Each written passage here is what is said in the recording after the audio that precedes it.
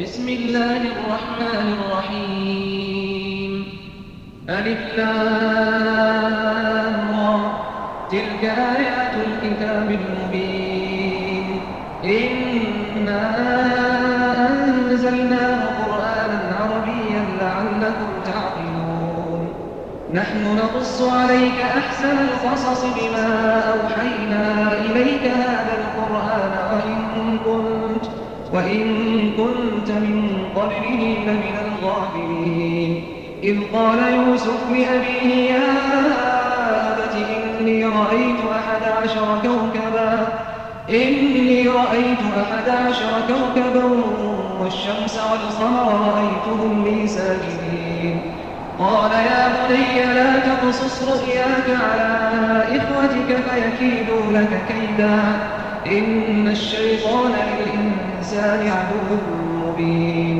وكذلك يجتبيك ربك ويعلمك من تأويل الأحاديث ويتم نعمته عليك وعلى آل يعقوب كما أتمها على أبويك من قبل إبراهيم وإسحاق إن ربك عليم حكيم.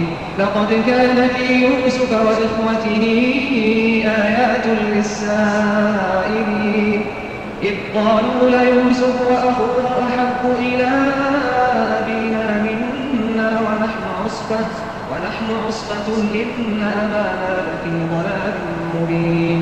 اقتلوا يوسف أو اطرحوه أرضا يخل لكم وجه أبيكم وتكونوا من بعده قوما صالحين.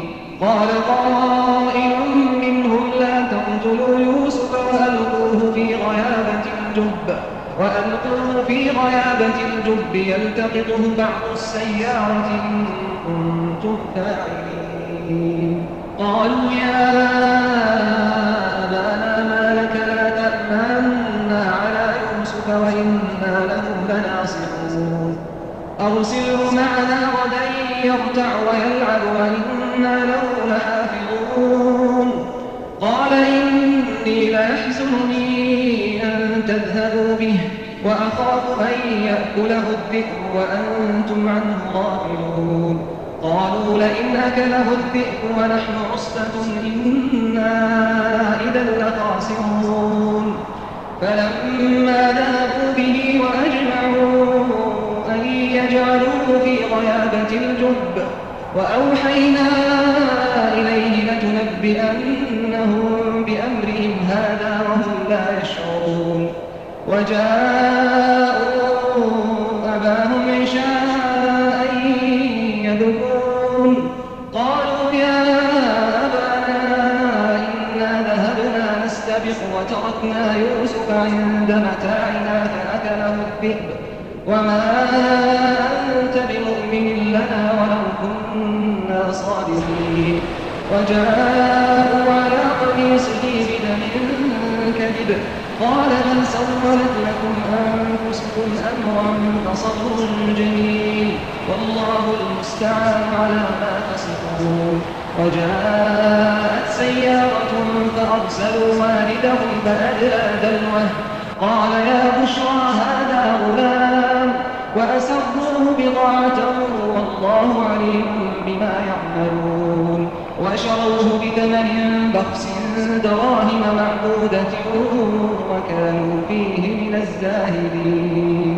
وقال الذي اشتراه من مصر لامرأته أكرمي مثواه عسى أن ينفعنا أو نتخذه ولدا وكذلك مكنا ليوسف في الأرض ولنعلمه من تأويل الأحاديث والله غالب على أمره ولكن أكثر الناس لا يعلمون.